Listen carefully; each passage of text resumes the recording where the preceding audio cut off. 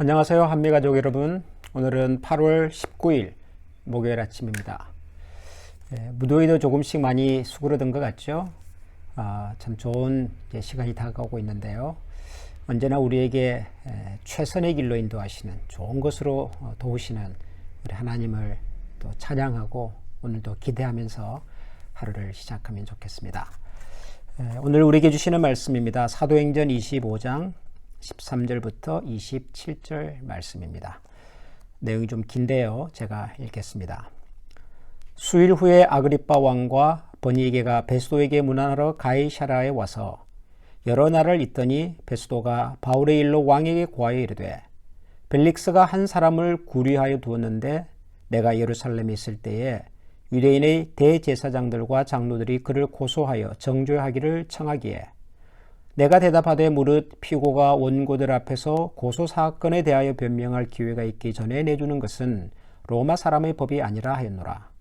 그러므로 그들이 나와 함께 여기 오매 내가 지체하지 아니하고 이튿날 재판자리에 앉아 명하여 그 사람을 데려왔으나 원고들이 서서 내가 짐작하던 것 같은 악행의 혐의는 하나도 제시하지 아니하고 오직 자기들의 종교와 또는 예수라 하는 이가 죽은 것을 살아있다고 바울이 주장하는 그 일에 관한 문제로 고발하는 것뿐이라.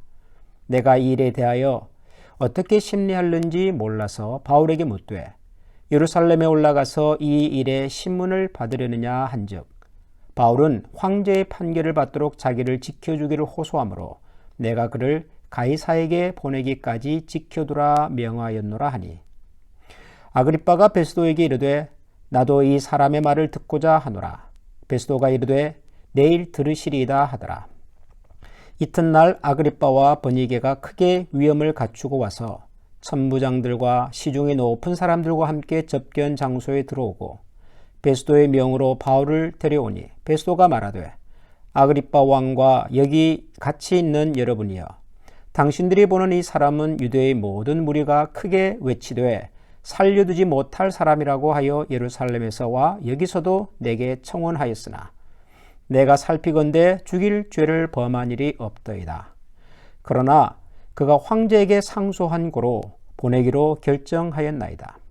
그에 대하여 황제께 확실한 사실을 아뢰을 것이 없으므로 신문한 후 상소할 자료가 있을까 하여 당신들아 특히 아그리빠 왕 당신 앞에 그를 내세웠나이다. 그 죄목도 밝히지 아니하고 죄수를 보내는 것이 무리한 일인 줄 아나이다 하였더라. 아멘. 벨릭스가 본국으로 떠나고 난 다음에 후임 총독이 다시 왔습니다. 그 후임 총독 이름이 베스도네요. 베스도가 왔고 신임 총독이 부임했다는 소식을 듣고 그 당시 갈릴리 지역을 다스리고 있었던 현지 왕이죠. 분봉왕이라고 설명이 되어 있는데 아그리빠 왕이 자기 동생 버니게를 대동하고 새로 부임한 총독 베스도에게 문안하러 이제 가이사랴로 찾아왔습니다. 오늘 우리가 읽은 내용은 바로 이 베스도 총독을 찾아온 아그리빠 왕 앞에서 베스도가 이 바울이라고 하는 사람과 관련된 이 재판, 이 상황을 이제 설명을 하고 그동안 어떤 일이 일어났는지 이런 얘기들을 지금 서로 나누는 그런 장면입니다. 그런데 내용이 좀 깁니다만은 핵심이 이겁니다. 베스도가 부임을 해서 사도 바울과 관련된 이 재판 과정을 쭉 들여다보니까 사도 바울에겐 죄가 없더라는 겁니다. 특히 자기가 총독으로서 벌을 줄 만한 악행을 범한 일이 없다는 거죠. 없었다는 거죠. 그럼에도 불구하고 현지 유대인들이 계속 바울을 벌을 달라 그러니까 할 수 없이 나는 바울을 지금 이렇게 구금해 둔 상태다. 그러나 바울은 로마 시민권자고 로마 시민권자인 바울이 자신의 이 재판을 황제 앞에서 이렇게 재판받기를 호소했기 때문에 내가 그를 이제 황제에게 보내려고 하는데 사실 보낸다는 것도 그렇잖아요. 죄가 있다고 누군가가 고소를 해야 예를 들면은 어떤 사건을 재판을 회부하려면은 검사가 이 사람에게는 이런 잘못이 있습니다 라고 고소장을 제출해야 되지 않습니까? 그래서 고소장을 제출한 원고가 있고 그 고소를 당한 피고가 있고 하는데 죄가 없는 거죠, 바울에게. 아무리 생각을 해봐도, 찾아봐도 죄가 없는 사람은 어떻게 죄가 있다고 황제에게 보낼 수가 있냐는 말이죠. 그래서 베스도가 아그리빠 왕에게 그렇게 얘기를 합니다. 내가 한 번 더 혹시 이 사람에게 죄가 있나 하는 것을 살피기 위해서 재판을 열겠습니다. 아그리빠 왕, 당신께서도 재판에 관심이 있으면 참여해서 신문 과정을 같이 해주시면 좋겠습니다. 이렇게 제안을 했습니다. 좀 이상하죠? 총독이 볼 때 죄가 없는 사람입니다. 그를 고소한 사람들을 불러다가 물어봐도 죄가 없어요. 죄가 없으면 풀어줘야죠. 그런데도 불구하고 베스도는 바울을 풀어주지 않습니다. 그러면서 아그리빠 왕에게는 또 그렇게 얘기를 합니다. 혹시 당신도 관심이 있으면 이 재판에 한번 참여해 보십시오. 신문할 수 있습니다. 물어볼 수 있습니다. 아그리빠 왕에게 은근히 이 일에 당신의 판단과 결정이 필요합니다라고 하는 메시지를 주고 있습니다. 왜 그랬을까요? 베스도 혼자서 충분히 할 수 있는 일인데 이 바울의 사건을 베스도는 이제 정략적으로 이용하고 있는 거죠. 자기가 총독으로 있는 동안 아그리빠 왕의 신임이 필요했고 일정 부분 아그리빠 왕의 도움이 필요했기 때문에 바울이 죄가 없다는 사실을 알지만 마치 이 일의 최종적인 판단을 아그리빠 왕이 할 수 있는 것처럼 또 당신의 판단을 내가 존중한다는 메시지를 주면서 아그리빠와 베스도 두 사람 사이에 어떤 정치적인 우호관계를 이렇게 맺고 있는 과정입니다. 그 일에 바울이 희생양으로 사용되고 있는 거죠.